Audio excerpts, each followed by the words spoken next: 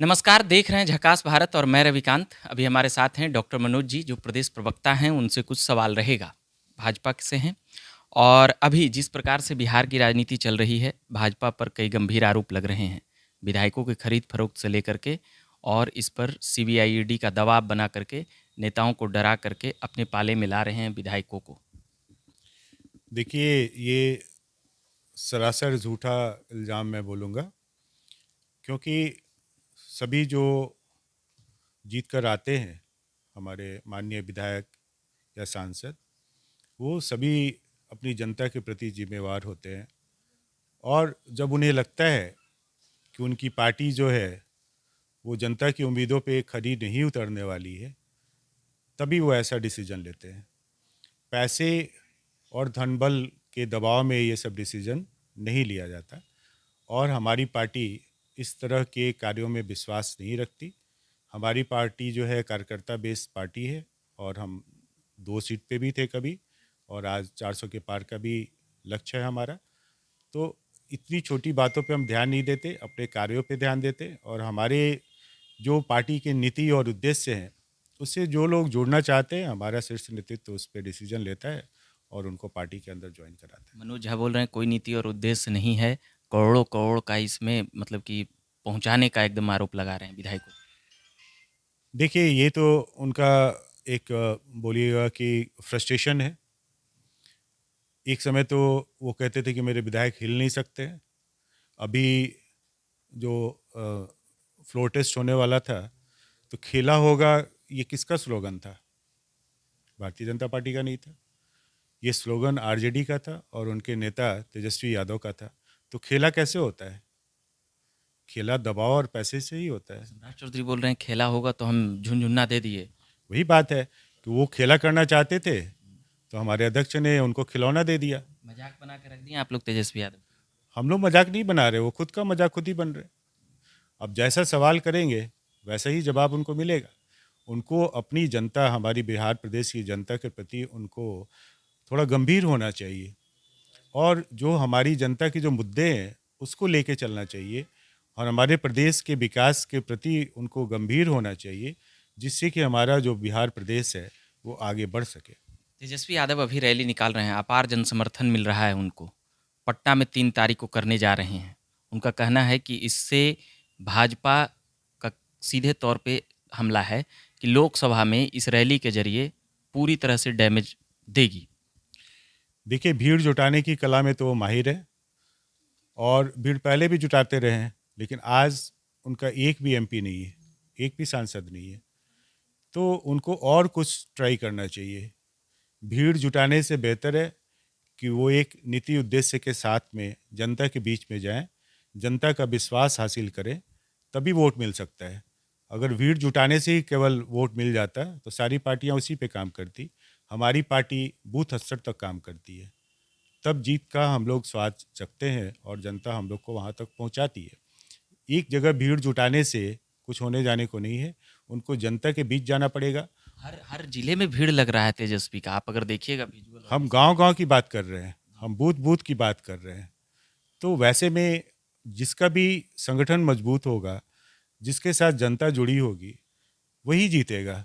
भीड़ का आईना दिखा के आप टेम्पररी एक मोरल बूस्टअप कर सकते हैं कि नहीं, जनता लोगों को आप दिखा सकते हैं, लेकिन आप भी जान रहे हैं कि वो भीड़ अंदर से तो जान ही रहे ना कि वो भीड़ कैसे जुटी हुई है। तो ये उनको दिखाने के लिए उनके इलेक्शन स्ट्रैटेजी का एक पार्ट है कि भीड़ दिखा के लोगों को मोबिलाइज करें। लेकिन आज के दिन में सभी जानते हैं कि माननीय प्रधानमंत्री नरेंद्र मोदी जी के अलावा दूसरा कोई ऑप्शन नहीं है।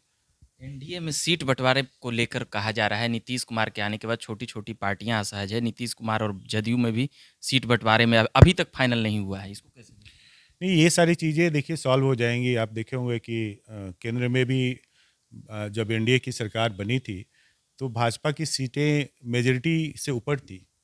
फिर भी हमने, जो भी हमारी गठबंधन की पार्टियां थी, सम्मान दिया था, और सारे जहाँ तक संभव था मंत्री भी दूसरी पार्टियों से भी बने थे।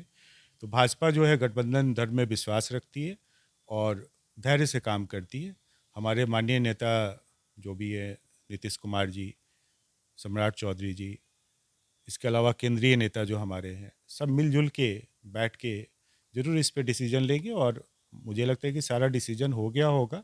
कुछ समय का इंतज़ार कर रहे होंगे, समय पे घोषणा हो जाएगी। 1.5 महीना पहले हमला बोले हुए थे, फिर नीतीश जी का अभी भाजपा तारीफ कर रही है। एक तो पगड़ी ही बांध लिए थे जो आपके प्रदेश अध्यक्ष थे, अभी तक उनको हटाने का शपथ लिए हुए थे। ये सब चीज़ें कैसे देखते हैं? देखिए, जब हम लड़े थे तो नीतीश कुमार के साथ ही लड़े थे।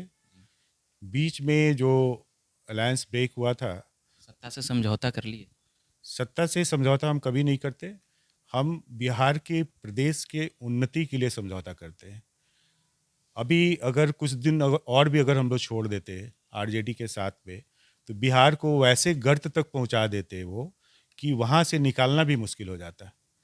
जैसे पहले नीतीश कुमार बोलते अभी तो मैं रोड के गड्ढे ही भर रहा हूँ, गड्ढा जब भर दूंगा तब तो चिकना कर पाऊंगा। वही हाल हो जाता, इतने घपले और घोटाले हो जाते कि सारे डिपार्टमेंट आपके डिफ़ॉल्ट हो जाते और आप उसी में रह जाते और बिहार प्रदेश का विकास नहीं हो पाता। इसलिए बिहार प्रदेश की जनता के हित में हम लोग को ये डिसीजन लेना होता है, हमारी पार्टी को लेना होता है और हमारे शीर्ष नेतृत्व ने उस पर डिसीजन लिया। एक बड़ा सवाल आ रहा है, बक्सर लोकसभा, आप वहाँ पर घूम भी रहे हैं और उधर से हैं भी, तो वहाँ से कहा जा रहा है कि डॉक्टर मनोज वहाँ से लोकसभा चुनाव लड़ना चाहते हैं। इस बार कहा जा रहा है, कई जगहों पे चल रहा है कि सीनियर नेताओं का टिकट कटेगा, ये होगा, राज्यपाल बनेंगे, तो ये राजनीतिक खबरें चलते रहती है। मगर आपकी भी वहाँ दावेदारी लगता है बनती हुई नज़र आ रही है। नहीं, दावेदारी देखिए, भारतीय जनता पार्टी एक अनुशासित पार्टी है और पार्टी के अंदर कोई भी कार्यकर्ता इस तरह का दावा नहीं करता। जो हैं ऑलरेडी वो भी दावा नहीं करते। तो ये पार्टी का डिसीजन होता है। हाँ, पार्टी के अंदर ऐसी कुछ योजनाएं चल रही हों तो वो अलग बात है, वो मुझे अपने स्तर पे नहीं पता है। आपकी इच्छा तो होगी ना लोकसभा, कुछ हो, राजनीति में तो ऐसे ही हाँ, नहीं। राजनीति में ऐसे तो नहीं होते हम। 15-20 साल मेरा हो गया है भारतीय जनता पार्टी में और मैं भी कुछ इच्छा रखता हूँ, ऐसी बात नहीं है। अगर पार्टी ने मौका दिया मुझे वहाँ से सांसद के लिए चुनाव लड़ने का मौका अगर पार्टी देती है तो मैं उस जिम्मेवारी को पूरा करने का कोशिश करूँगा। चलिए, तो ये बात कर रहे थे हम डॉक्टर मनोज जी से, और कई राजनीतिक सवाल के साथ बक्सर लोकसभा को लेकर हमने सवाल किया। उसी के बीच तेजस्वी यादव सीबीआईडी, अभी अभी वहीं का एक विधायक विधायक जी के ऊपर सीबीआईडी, तो खाली आरजेडीए के ऊपर, भाजपा वाले के पास भी तो होगा भ्रष्टाचार का नहीं, पैसा। देखिए, मैं ये आपको बोल रहा हूँ कि आप डेटा उठाइए, भाजपा के यहाँ भी हो रहा होगा तो दिखता है। अभी जो आप ये देखिए कि गलत हो रहा है कि नहीं हो रहा है। मान लीजिए मैं यहाँ बिजली का चोरी कर रहा हूँ, मैं बोलूँ कि बगल वाला भी चोरी कर रहा है, ऐसा नहीं चलता है। मेरे यहाँ ही एक्शन होगा। आपको ये देखना है कि भाई आप गलत कर रहे हैं कि नहीं कर रहे हैं। अगर आप गलत कर रहे हैं तो आपके यहाँ एक्शन हो रहा है। अब जो बचे हुए हैं उनके यहाँ भी एक्शन होगा, सबके यहाँ होगा। तो अभी आप अपनी देखिए कि आप अपनी जगह पे सही हैं कि नहीं है। अगर आप गलत हैं और ईडी का एक्शन हो रहा है तो उसमें सहयोग करने की जरूरत है। राहुल गांधी बोल रहे हैं सीधे एकदम, विपक्ष के लोकतंत्र को, मतलब देशे का लोकतंत्र खत्म करने की ओर भाजपा ने कदम बढ़ा चुकी। नहीं, देखिए, यहाँ पे हमारे यहाँ लोकतंत्र की खूबसूरती है कि जितने भी ये स्तंभ है, चारों पांचों स्तंभ हैं, सारे सुरक्षित हैं और आपको हर जगह अपनी बात रखने की मौका मिलती है। हमारे यहाँ न्यायालय भी है। अगर आपको लगता है कि सरकार कोई गलती कर रही है, कोई एजेंसी गलती कर रही है, तो आप न्यायालय में जा सकते हैं। लेकिन हम लोगों ने पिछले कुछ केसेस देखे, जैसे दिल्ली के भी हम लोग देख रहे हैं, तो जो भी अरेस्ट हुए हैं 1-1 साल तक बेल नहीं हो रहा है। इसका मतलब कि न्यायालय के पास में वैसे साक्ष्य कुछ दिख रहे हो जिसके आधार। केजरीवाल बोल रहे हैं कि हमको भी ये लोग डाल देंगे कुछ ही दिन में, जैसा। अच्छा, देखिए, अगर सामान्य आदमी ईडी के नोटिस पे, अगर हमको आपको नोटिस मिल जाए, नहीं जाएंगे तो अब ये जेल चले जाते। वो तो उनको प्रिविलेज है कि मुख्यमंत्री हैं और उनका निमंत्रण बार बार दिया जा रहा है कि आप आइए, बातचीत कीजिए। फिर पकड़ के डाल देगी पुलिस उनको भी, जैसे उनके साथियों को डाली इस डर से। नहीं, तो देखिए उसमें तो प्रोसेस फॉलो हो रहा है ना। 7 से 8 उनको नोटिस जा चुका है, वो कोई उसमें रिप्लाई नहीं कर रहे हैं, ईडी के पास नहीं जा रहे हैं। और ईडी बेचारे जो है एजेंसी, वो न्यायालय गई है उनसे बचने के लिए। वो तो ऐसा आतंक फैलाए हुए हैं। अब वो तो चाहते हैं कि पूरा मतलब ईडी अरेस्ट कर ले और ड्रामा शुरू करें वो। अब इस तरह से करेंगे तो क्या होगा। अब ईडी को काम करना है, जो भी क्वेश्चंस हैं, आप सही हैं गलत है जाके आपको बताना चाहिए ना ईडी को। वो बता नहीं रहे। अब ईडी मजबूर है। अब न्यायालय में अभी 2-3 दिन पहले का शायद न्यूज़ है कि न्यायालय गई, अब वहाँ से ऑर्डर लेके जो आगे का एक्शन होगा वो करेगी।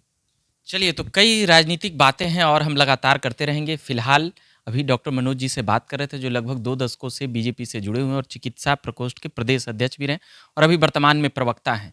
तो अभी के लिए हम इतना ही कहेंगे। बने रहिए झक्कास भारत के साथ। मेरा नाम रविकांत हुआ। धन्यवाद।